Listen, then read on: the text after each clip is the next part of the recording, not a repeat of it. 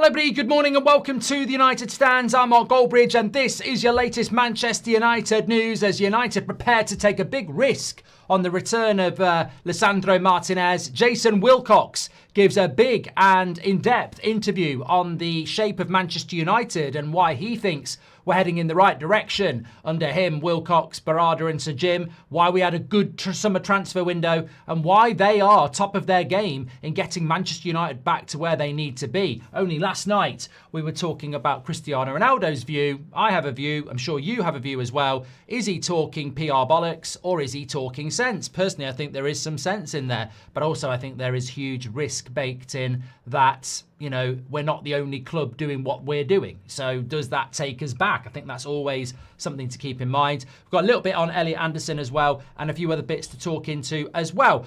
Look, I want to start off talking about Jason Wilcox's interview. He's spoken about where we are, you know, the disappointments of the weekend, how we have to stay on track, how they think they're heading on track, what they're doing around recruitment, why they're buying certain players. He also mentions the mentality thing, which I think we've been talking about for a while at the club, way before Wilcox came in, is such an important thing. But I want to start off with this around Lisandro Martinez because it caused a bit of a stir last night. I was watching the Champions League last night and I saw this and, you know, I quote tweeted it and said, what a crock of shit. I don't agree with it. Lisandro Martinez could join up with Argentina in the international break, even though he might not have made his comeback for United. It's understood that United feel Martinez's recovery may be better served by training at a high level with Argentina rather than staying at Carrington when most of his teammates will be away on international duty and the remainder will be having some off and lighter workouts. So I basically said that, look, I get it. I understand it. Lisandro Martinez loves playing for Argentina. The training in Argentina may be a little bit more regular than what it will be at Carrington because it's the international break. But I only care about Manchester United. Now, I had people swearing at me, abuse, all this. You don't know more than our fitness department. Well, funnily enough, I think I do. I think my cat knows more than our fitness department based on the last few years, honestly. So I find that one quite funny straight away. I think our doctors at Carrington know better than you. I genuinely don't think they do. And I think their track record speaks for themselves. But primarily, all I'm interested in is Manchester United. And whilst I completely understand that Lisandro Martinez flying to Argentina and back might make him feel better, you get to train with his teammates and feel in a better place mentally and physically. I get all that. But first and foremost, did we not do this with Luke Shaw at the end of the season when he hadn't played for us for 6 months, where he went and had a feel-good Euros with England and, you know, wasn't even fit and got back for England and felt good and, you know, you'd think he'd come back to United appreciative and really ready to go. He came back to Man United and got injured and didn't play for another few months. So, excuse me, it's a world of opinion. I don't agree with this. I don't. And it's nothing against Martinez and it's nothing against the advice from Manchester United. I just think this is bordering on risk. Well, it is risky. It's risky. Like, what if he goes there in a competitive session with Romero and, you know, has a setback? You know, what if he you're telling me that 2 long distance flights in the space of a week are good for a player's recovery? I don't think it is. You know, also, is it not the South American players that tend to come back and aren't even ready for the following Premier League weekend? Now, look, admittedly, we're playing on a Monday night, so it might not be that big.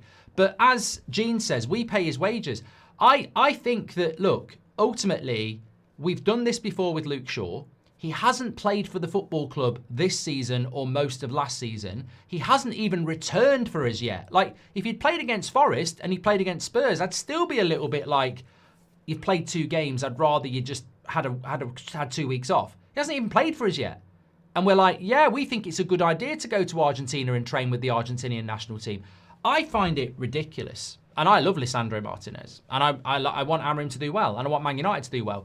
But for a football club that's had a terrible track record, I actually do not give a shit about international teams, by the way. Can I make that very, very clear? Manchester United come before Portugal, England, and I'm English, Argentina. I get that people like Luke Shaw value England over Man United, and the evidence is there that he does. And he'll probably say he doesn't, but, you know, he has said stuff in the past. And I get that Martinez probably values Argentina over Man United because they're very passionate, and Casemiro values Brazil. And I understand that, and that's fine. But I value Man United over any international team, and we need him back. And I don't feel comfortable with any player. If Luke Shaw was doing that, there'd be an uproar. Because it's Martinez and we all love Martinez, we're like, well, it's good for his mental health. It'll be good for his recovery. If that was Luke Shaw and he hadn't played for 6 months and we were going, we think it's good for him to go and train with the England team, people would go mad. So I think that it's a huge, huge, huge risk. And I'm just going to say that. And people can disagree with me. And I think a lot of people will. And I think they'll do it on the basis of, we like Martinez, it's good for him. But I honestly think him not going to Argentina, staying at Carrington for 2 weeks, will be much better for Manchester United than it will be if he goes there. And if anything goes wrong, why run the risk? Why run the risk? And I think I'm pretty sure we did this before with Martinez. I'm pretty sure we did do this before with Martinez. I mean, correct me if I'm wrong. I'm pretty sure he was recovering before and he went out to Argentina. And I don't think he trained with them. I think he just, sort of did some light training with them. Look, there's a time where you've got to put Manchester United first. And I put Manchester United first. So there we go. Someone said, could we do a poll on it? We can. I mean, I really don't care. I do care, but what I mean is I won't be influenced by whatever you vote. The great thing about this community is that we have had big disagreements, but we remain united. Should Martinez go on international duty? Let me know your thoughts there. I just think he's such an important player for us, and I just can't. It's not like he's going down the road to St George's Park in Middle England. He's going to the other side of the world for Argentina. So yeah. Veghorse says, have you seen the height difference between Ahmad and MGW? Is that Mason Greenwood or Morgan Gibbs-White? No.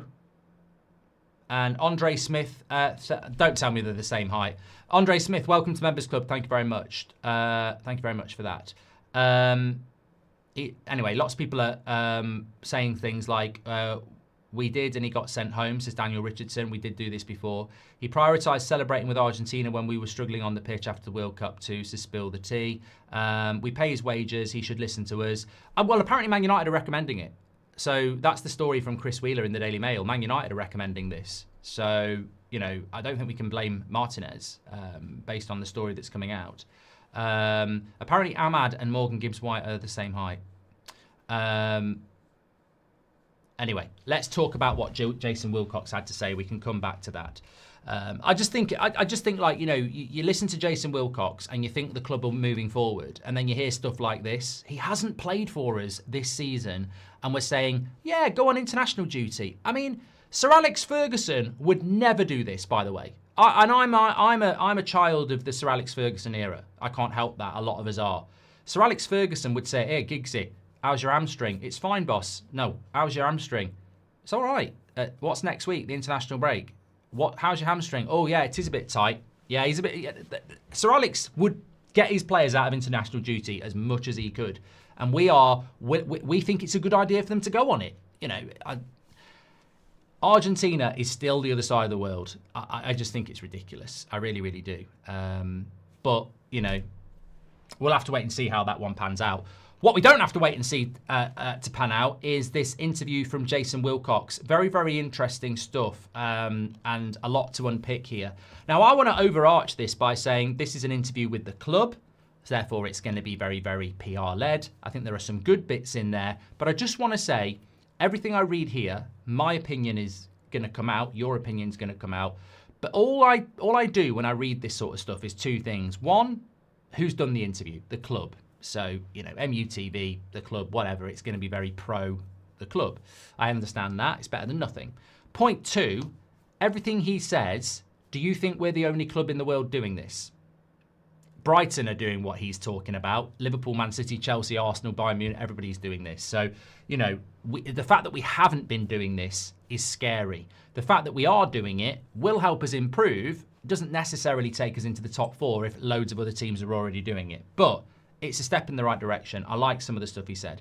He said, we are all doing now, all we are doing now is making sure that we make decisions for the football club and not for the benefit, not for the short-term protection of ourselves. We're making some really bold decisions for the future of Manchester United. Man United is bigger than any player, any manager, any staff member. We are custodians, if you like, and we've got to understand that at some point our journey will end inevitably.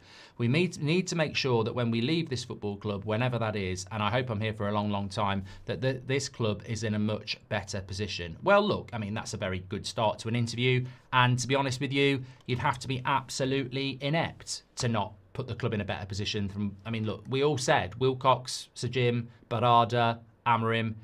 I mean, it's an open goal. It's a tap-in. How you can't make some of the quick wins that the previous people didn't, I'll never know. So I think we should be in a better position. He said, I really feel now this football club is moving in the right direction, and that's my view. That's not biased. I'm working here. I look at every department, and I'm going to talk about the sporting department only because it's unfair for me to talk about any other department. But when I think about the sporting department, we are making progress in every area. In every single area, we are making progress. And the fans have been a huge contributor to making sure we can make the right decisions. And ultimately, our plan, our idea is for us to get back for winning them. They are a huge part of the football club. Part of the history is one of the things, but the fans, the generations that come to Old Trafford is something special. You can't begin to explain it. It's very, very special. I mean, I wish he'd told us what the plans were, but, again, nothing wrong with that. This is the most interesting bit. Last year's summer transfer window, 2024, was a lot more chaotic than the one we've just had, which was very calm. With this one, we knew the plan, we knew which players we were going to target, and we had our lists. We knew which areas of the pitch we needed to improve. There are continuous meetings with myself and Ruben, with Vival, and with his team underneath, where we are very clear on the profiles that we need. So the brief will come from myself and Ruben. It goes into Chris. There is a lot of debate and discussions around the profiles that we need, and then the scouts will go into the market. We will combine that with the data team, and then there will just be a constant dialogue. I mean, look, there are a lot of statements to get through here, so I just want to jump in there and say, I've got to say, I don't think this transfer window was calm. I don't think it was less chaotic than last year. So it's interesting that Wilcox lived it and feels that that window we've just had was calm compared to the previous one. When I look at the previous one, Yoro was done pretty early in July. Xerxes followed quite quickly, and Mazraoui and Dalit were done by the first week in August. It wasn't ideal, but there was a Euros going on, and we did reasonably well. When I look at the one we've just had, I'm sorry, I gave it a 5 out of 10. I can't agree with Jason Wilcox that the last summer transfer window was a calm and collective and a success. Our striker wasn't fit for the start of the season, and he was technically 5th choice. Our goalkeeper cost us the Carabao Cup, and we didn't replace him until the last few hours of the transfer window. We didn't get a midfielder. I think Cunha and Mbeumo are exemplary signings and have actually been our best 2 signings. And I applaud the club on that. We did overpay on Mbeumo a lot and it did take a long time. But a very good signing, and Cunha was done very, very early. But I can't reassess that window and say, oh yeah, what a good window that was. It was really calm. We went into the season with Onana in goal and Binder. We didn't get the goalkeeper until the last day of the window, and he's only been ready for the last 3 games. Sesko's still not match fit, really, is he? That was a late signing, and it was choice 5. And the midfielder we didn't even get. So, this is what I mean. Like, obviously, there's a lot of good stuff in there from Wilcox, but I'm not just going to sit back. I said this after the Ronaldo interview yesterday. I'm not going to sit there because we've won 3 games and go, yeah, this ownership's really good. I still think this ownership is the worst thing about Manchester United. At the end of the day, Wilcox is a puppet for the Glazers. So's Sir Jim, so's Amorim. They're all employed by the Glazers, and that's the biggest problem at that football club. So I'm never just going to sit there and go, oh, Jason Wilcox says we've had a really good summer transfer window. It's this, whitewashing bullshit that we have to really be very, very careful about. Like, we didn't have a very good transfer window. We didn't have a calm transfer window. We didn't have a perfect transfer window. We lived it, sometimes 4 times a day on this channel.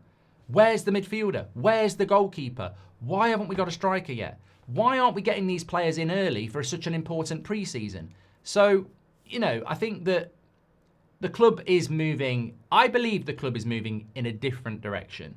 I believe the club hopefully is moving in a slightly better position. I mean, look at where we are in the league. We're not 15th. But let's not start patting ourselves on the back and pretending that we're doing well. I mean, look, Jason Wilcox is a mouthpiece for the Glazers. I like a lot of what he says, and I like a lot of what we discussed, and there's more. But let's not forget, he is a mouthpiece for the Glazers. And ultimately, I think if you got him privately, put him on a lying test machine and said, were you happy with that window? It would be no. I think if you put him on a lying test machine and said, did you want a midfielder? He would say yes. And I think if you put him on that machine and said, why didn't you get a midfielder? Was it the Glazers? He'd say yes. That would be the answer. So, look, let's just remember, we are moving slightly in the right direction, but it's not negative. It's constructive to say that that guy is not going to say anything that's going to cost him his job. And that was not a perfect transfer window, and we did not get everything he wanted, and we did not do everything in good time, and it was not calm. I think because we're unbeaten in 4 games, they can all sit there and pat themselves on the back, but it could have been a lot better, and it should have been a lot better. Why it wasn't a lot better, I don't actually blame Wilcox. I don't blame Amorim.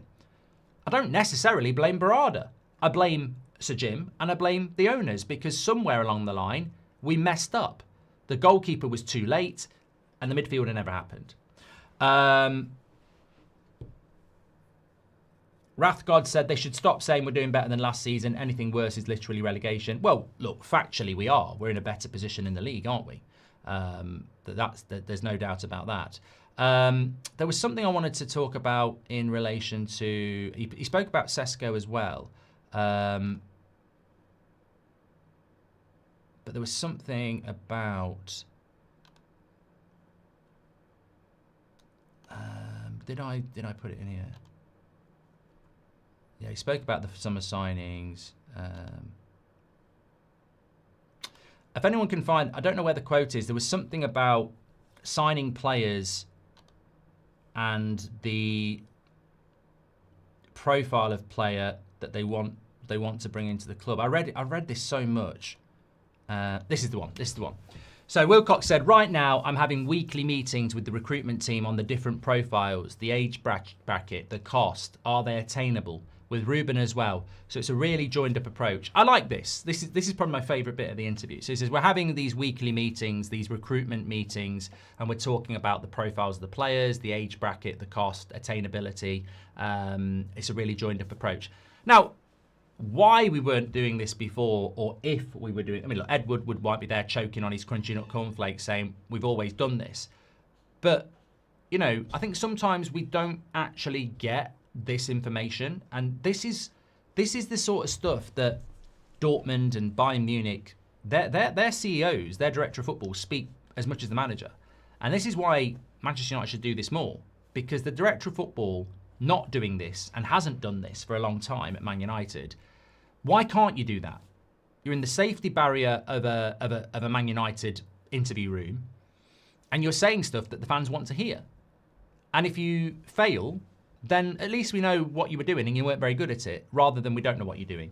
So for Jason Wilcox, our director of football, to be saying that he has weekly meetings with the recruitment team and he talks with Amorim about the different priorities in the team, what the age bracket we should be looking at, the cost, whether they're attainable. I find this very, very important, because we get this bollocks like last week where they're saying, I can't remember what journalist said it, Man United have started sitting down and talking about the January transfer window. And I said, bollocks, like they'll have been talking about the January transfer window the minute the summer transfer window closed, all the way through September and October. They're not going to sit down and go, let's talk about the January transfer window in November.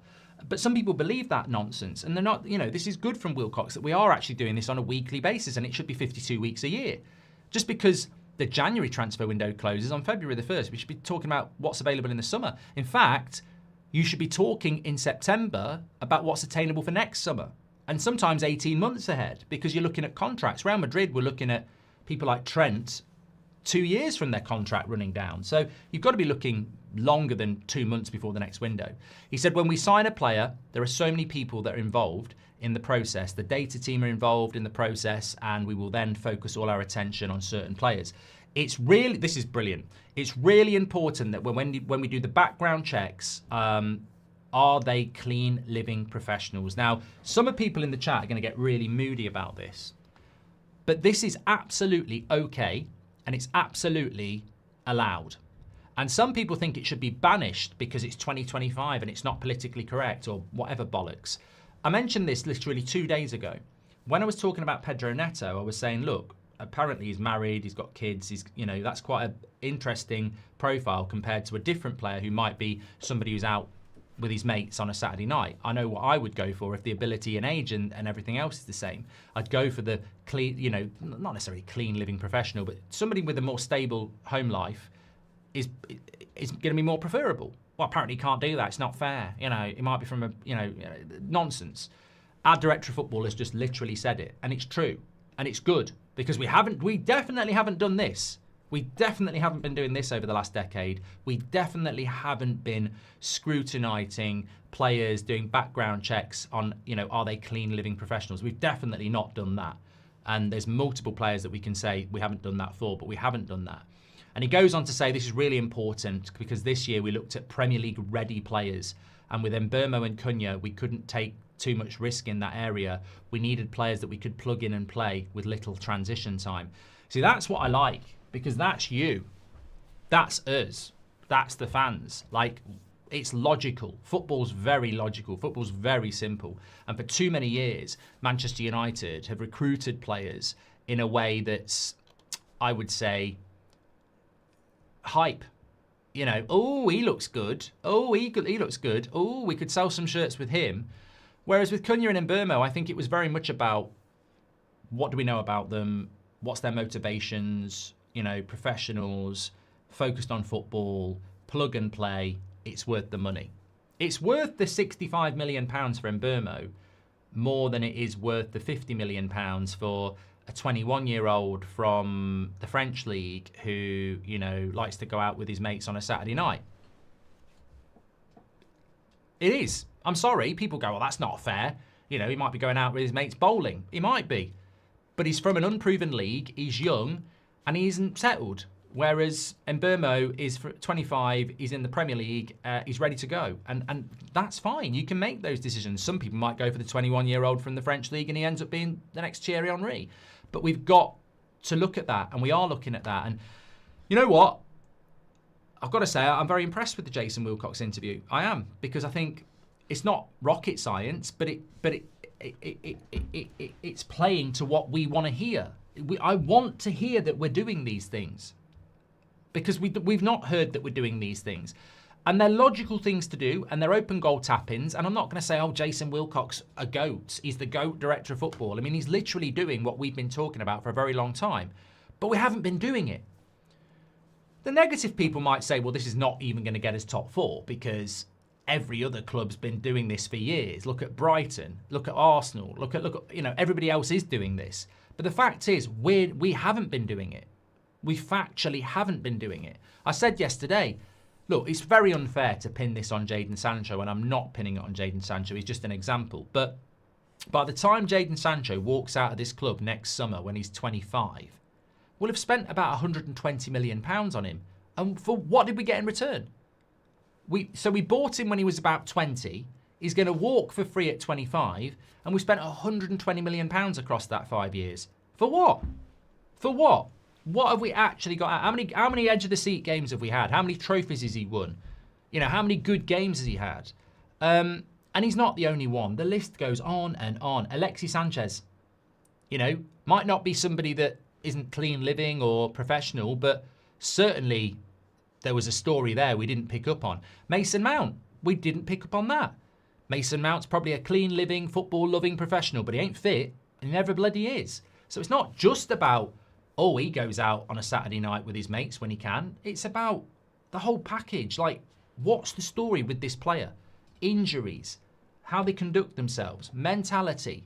We could write a list, and we'd be here all day, about who we got that wrong with. Somebody in the chat said, what about Paul Pogba? I don't know. I think Paul Pogba's a bit different. I mean, there's another category. Is Paul Pogba, maybe Marcus Rashford towards the end, but we didn't buy Rashford. What about Donny van de Beek? Donny van de Beek. You've got to question the mentality of the big move. Memphis Depay. Di Maria. Pogba's a little bit different because is Pogba not the brand player? Pogba's not... I think you could put Pogba into it. I liked Pogba as a player, and I think when he was fit and up for it, very good player. But was he you look at his agency, bit of brandification, Pogba before Man United. Again, that's another thing. So it's not just about clean living professionals who are focused on football. What about players that are focused on themselves and not the club, are thinking about their next move, their next brand deal? What about players that don't have the mentality for a big club? What about people who are injured? There's multiple levels to it, really. Do you think we might go for a striker and a midfielder in January, says Franklin? And I'd like to see us go for a striker and a midfielder in January. Obviously, we went for, we've got the Anderson thing I can talk about in a bit. But look, I think we've got to be active in the January transfer window, and it sounds like we are considering things. We can't be risking Martinez. It could be a setback, says Irish Whiskey. I've done that one as well. Thank you very much for your super chats. Pop them in. We'll read those out. Okay, let's carry on with a little bit more from Wilcox here.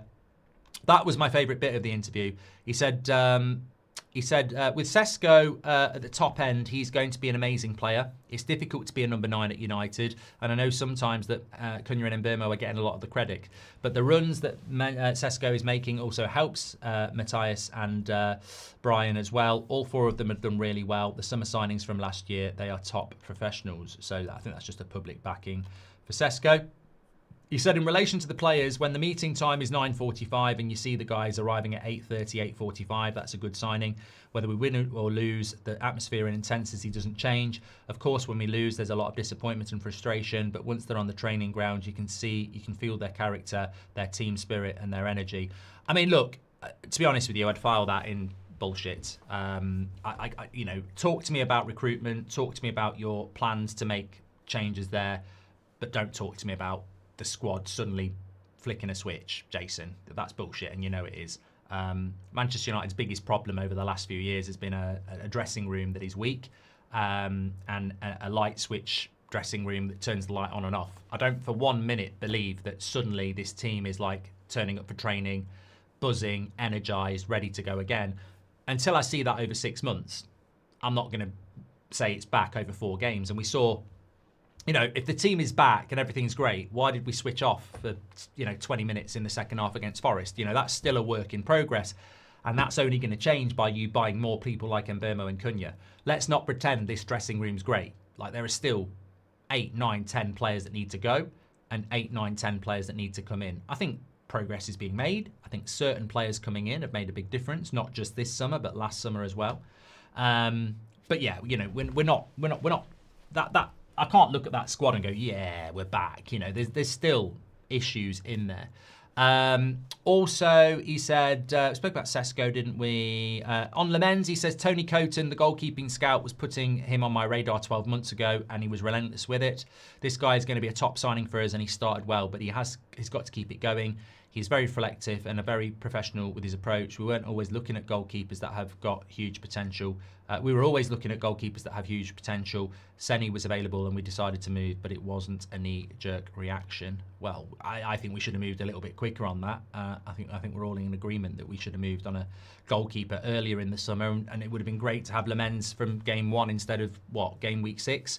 But I think he is a good signing, and we're very happy about that. What else did he have to say as well? We spoke about that. Club's moving in the right direction as well. There we go. This is from Simon Stone, Jason Wilcox, about the direction of travel at Manchester United. Putting the jigsaw pieces together, we would love to have all of the pieces in place where we can see a very, very clear picture. But whilst we are building the picture, it is even more difficult when you lose matches because people start questioning things. But we're really clear. Myself, Amorim, Omar, the ownership, we're clear on the direction of travel, and this is really important. So I think that's a good sort of topic as well to bring in. Wilcox is basically saying that we feel that we're building the jigsaw, and we feel that we know what the pieces are, but we might not be able to put them in place. And when you lose a game and the picture's not complete, then people start questioning things. But we know the picture we want to build, and we're going to stick to that plan. Now, that's absolutely fine when you've won 3 games in a row and you've drawn 1, so you're 4 games unbeaten. But in the last international break, there'd be a very different reaction to that statement to Wilcox. A lot of people would say he's an idiot. The picture's not clear at all and you're never going to build it. So timing's very important. I think at the moment this is a very well-timed interview and it can only add to the optimism and buzz. But as I said 4 weeks ago, I think it would have been a very different reaction. 4 weeks ago we were talking about the UAE and buying the club, which I still think, regardless of maybe Wilcox would lose his job, maybe he would keep his job. I don't know. I actually don't care about Barada, Wilcox, or anybody else. If I could change the ownership tomorrow, I would do it because I think that's the only way that the club truly gets back. But I think within the parameters that they're working in, there clearly are improvements being made. The big question to you is, and the big question for me is with all these changes, what's the limit? Because as I said at the start, very good things being said, but even with all these things, where will it put us? Because you know what, if we're having all these meetings and we're having weekly meetings about recruitment and what's available and, we're looking at what we need to bring in and, we're having all these meetings and then we go to the guy at the top and say we need these players and they go, no, computer says no, you don't get those players. And if you're having all these meetings and you're saying we need to get rid of these players and they say no, then, again, it's great to hear from the director of football, but he's not the decision maker. So they might, I'm pretty sure in this summer they were saying get a midfielder, they didn't get one. So you're still a puppet to the Muppet at the top. And also, as I said, every other club's doing this. Liverpool are having a weekly meeting. Man City are having a weekly meeting. Chelsea are having a weekly meeting. Arsenal, Brighton, everybody's having that weekly meeting. So the question is, if we are heading down the right track, where does that put us?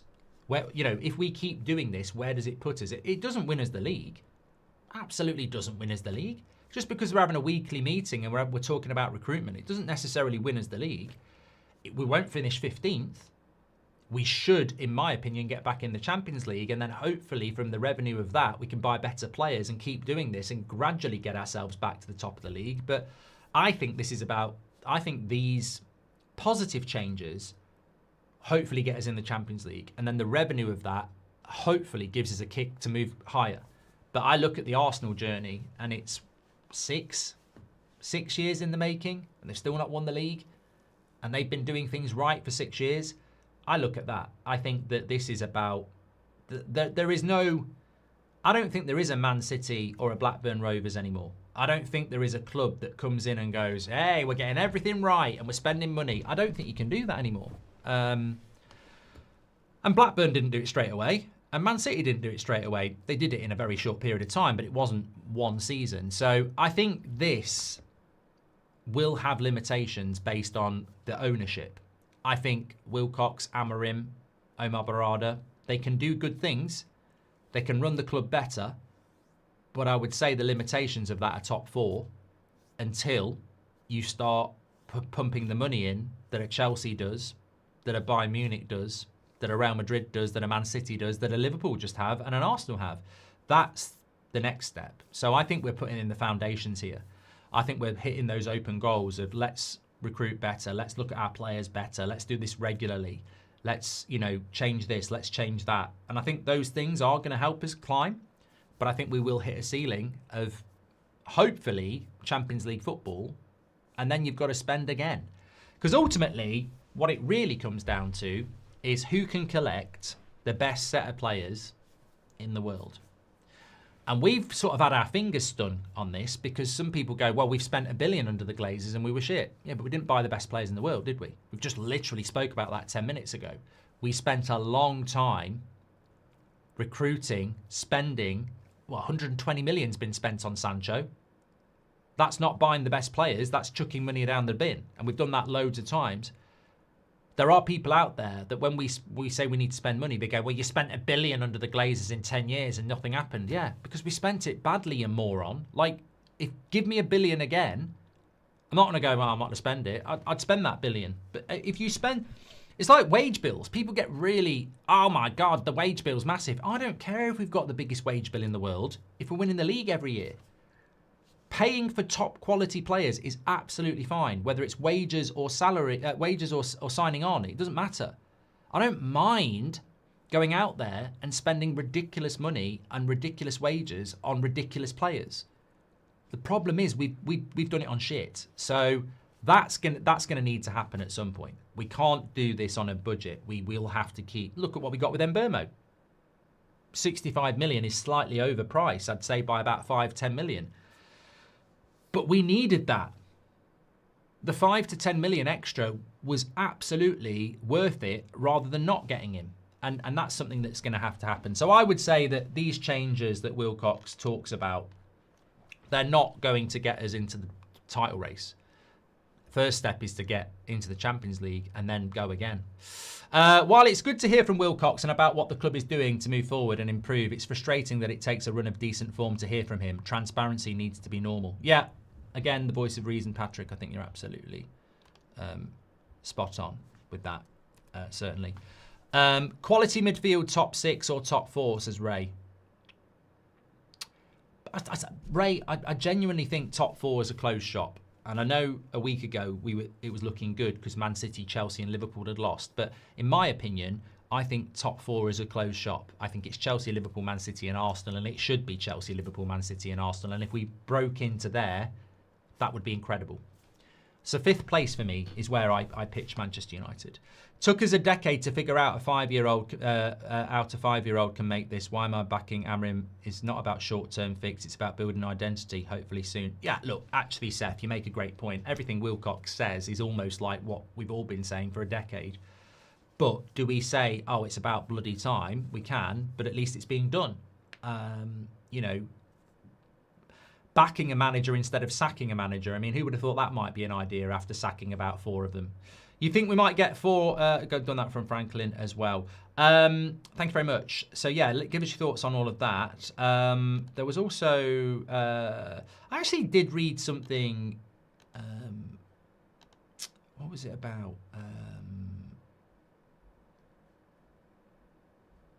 Oh, somebody said, what about Branthwaite for Manchester United? I don't know. Look, I know Beth was talking about this the other day. I really don't get the Branthwaite thing. Like, I know Ineos really, really did like him, but I don't really get what that's all about. He would never be cheap from Everton. And in fairness, you've got Aiden Heaven, Lisandro Martinez and Luke Shaw, who can play that role.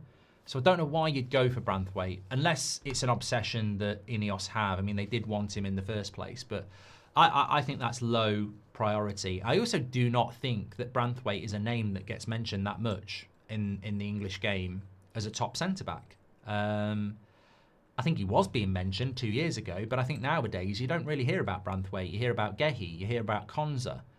Nobody's clamouring for Branthwaite to be in the England squad. In fact, many people think Luke Shaw will get called up. So what does that say about Branthwaite? So for me, look, I'll trust our scouts and recruitment, and if that's what they want to do, let's wait and see. But to me, I just think it's a bit like maybe we tried to go after him.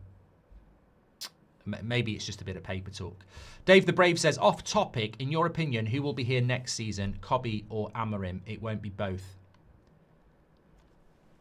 I'd like to say both. It's a good question, Dave, and it's a brave question.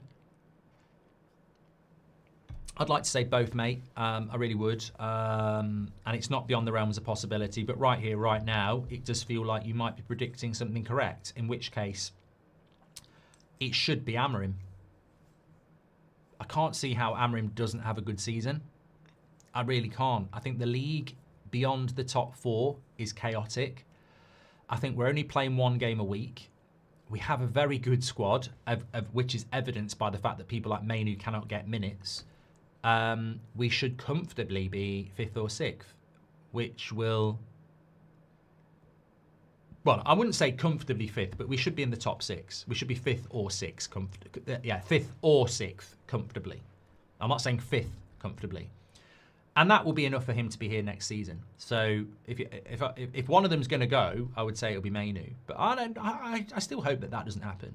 The club are only talking now because we're in a positive bubble. Let's see if they keep talking. If things go bad, we need them to keep talking. Fair point, Mackish.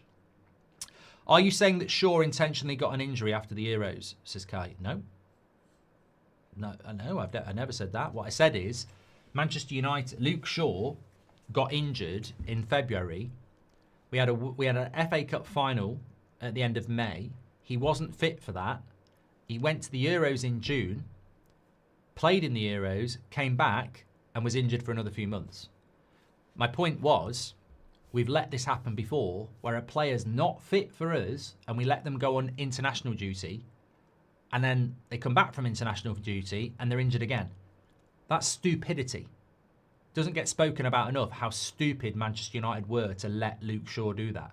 Now, I don't know contractually whether their hands are tied with these players. Maybe it's in every player's contract that if you pass a fitness test, you can go and play for your international team regardless of whether you played for us. But talking about Martinez, 83% of you are saying he shouldn't go on international duty. 83%. Only 17% are saying yes. And I guarantee you, 99% of you, like me, like Martinez. It's got nothing to do with Martinez. It's about what's best for Manchester United. He shouldn't be, in my opinion, going to Argentina, flying back from Argentina in a 9-day period. It's not 2 weeks. It's a 9-day period. He shouldn't be doing 2 flights to the other side of the world, playing in a competitive training session with, players that are playing for World Cup spots, let's be honest. If he gets injured in that or has a setback in that, we look absolutely stupid. So why would you take that risk? I'd just say it's come a little bit too soon, mate. You've got the March international breaks anyway. You're staying in Carrington. If you're worried about the intensity of training, we have the state-of-the-art facility here. We can create those intense workouts for you, and you don't need to get on a plane and risk getting injured for somebody that's not Manchester United. That's what I'm saying, Kai. Mario24 says, do you think top quality players will come to United? Do you think players would want to come here knowing the issues the club has? Do you feel Amorim has that pull to get top players over to us? 100%. Look at Lenny Yoro a year ago. Look at De Ligt. Look at Mbeumo. Look at Cunha. Look at Sesko. We will always, we currently can still recruit good players. I don't expect that to be any different with Angelo Stiller. Carlos Baleba wanted to come here. Adam Wharton, Elliot Anderson. We can bring these players in. That's not the barrier. The barrier is who's going to write the checks. That's the barrier. Obviously, there's that story about Elliot Anderson last night where, he's a high priority player for Manchester United. I've seen people mentioning January. I don't see January. I don't see January at all. I think that's highly optimistic that January could happen because it's you'd have to overpay. He's in a stable position. He's playing for it. Look, I don't think Elliot Anderson will come to Manchester United in January anyway, and I don't think Forest will sell, and I don't think we would pay. You'd have to pay a lot of money to get him out halfway through the season. He's a starter for Forest, and he is playing for England. And it's a World Cup year. Why would you go, I want to go and play for Man United. You go to Man United, and Amorim goes, I really like you, but I'm going to stick with Bruno and Casemiro for a little bit, and you've got to win your space. And then we win a few games, and he can't win his space, and he's out the Man United side. And then he's not in the March international breaks, and then he's out the World Cup. I don't see why a player needs to do that, and I don't think that they will do that. If I'm being completely honest, I think it's more likely that that happens in the summer, and financially that would work for everybody a lot better. So I like Elliot Anderson, but I think it's one for the summer.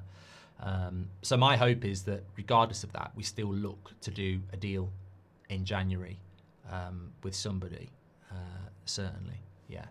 Are you going to talk about this Orozco playing in the Under-17 World Cup? I mean, I don't know a lot about him, honestly. I've got to be honest. I don't spend a lot of time in relation to the youth because it's not, how many young players have we bought over the last 6 years that we don't even hear about now? This time last year, Leon was going to take over the world and go straight into the team. He's not straight in the team yet. Same with Kone, same with Obi. Everyone gets really excited about these players. They can all still be Man United first team players, but it might not happen, and it might not happen for a while. But this is Cristian Orozco, Colombian. We signed him from Colombia, I think. And he will join Manchester United in the summer of 2026. So he's the captain for Colombian under-17s and plays in the midfield. And apparently he was fantastic against Germany under-17s last night. So look, you know what? At some point in the future, hopefully these players are going to burst on the scene for our first team. But I'll talk to you, as I said a few days ago, it's no point having the next potential Roy Keane or the next potential Wayne Rooney or the next potential Ryan Giggs. There's no point having that if you don't give those players what those players had. Like Roy Keane came into a midfield that had Paul Ince in it, Steve Bruce behind him, Eric Cantona, Mark Hughes. Wayne Rooney came into a team that had Paul Scholes and Ryan Giggs in it. Ryan Giggs came into a team that had Mark Hughes, etc. So bringing in these young players is a great idea, but we've got to provide a first team that, as Ronaldo said, understand what Man United's all about. Like, I don't think our leadership team is up to it. I don't. I'm hopeful that people like De Ligt and Cunha and Mbeumo can become that, but I certainly don't think the Luke Shaws and the Casemiros and the Brunos, I don't think they are the right sort of people for developing young players at Man United for various reasons. So recruiting young players is good, but we've got to solve the leadership problems in that team, and we definitely do have those. As we saw in the first 20 minutes of the second half against Forest, where was the leadership there? You know, basically, when they scored the first goal, we should have said, right, somebody in that team, when we conceded the first goal, should have said, don't get the ball to the halfway line too quick. Give me the ball. As the captain, I'd have took the ball, I'd have told everyone to come over to me while they're celebrating, and I said, look, next 5 minutes, let's fucking lock this down. We've got to get our heads back here. We were 1-0 up at half time, they've scored, it happens. Next 5 minutes, get the ball up the pitch, away from our goal, or keep possession, right? But do not, whatever we do, start being indisciplined. We've got to batter down the hatches for 5 minutes. And nobody ever does that. And then suddenly you're 2-1 down. Dave the Brave, I love Martinez, but with injuries, at what point do we agree he needs to go and be replaced? We are teetering on Shaw, Mount absent. I think with Lissandro, he's one of my favourite players at United, and I think he has got the right mentality, and he can step into the midfield, and he'd be a very, very important.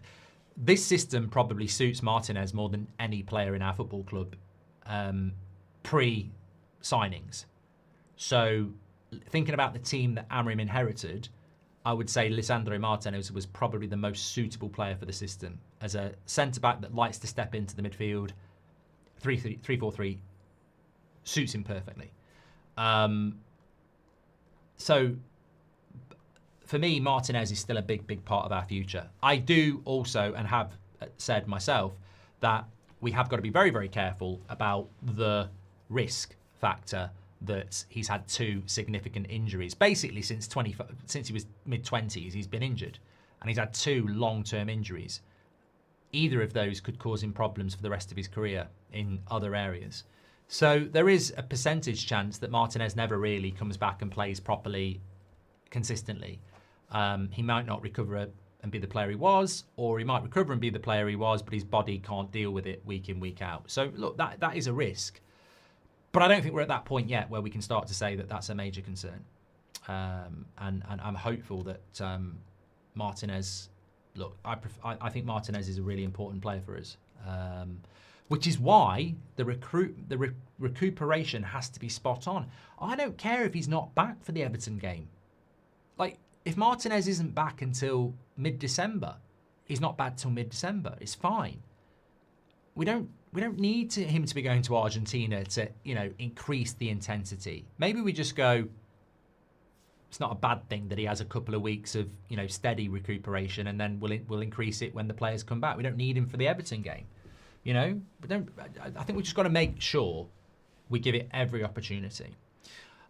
Great show this morning. Thank you everybody for tuning in. As always, really enjoyed that. Nice to be in the studio. Not quite finished with the 10 o'clock shows in the bedroom, but today was a bit of a down day, so I thought I'd be back in here. And it's nice to be in here on a morning show. So there we go. I am 7 o'clock tonight again because of Champions League football. And 2 o'clock show as always. Amorim's press conference tomorrow is on a Thursday again tomorrow instead of a Friday again. So we'll move Ben Jacobs to Friday. But yeah, that's I saw that this morning as well. So there we go. Great show, everybody. Thanks very much. Have a great day. Stay safe. Take care. And I'll speak to you later.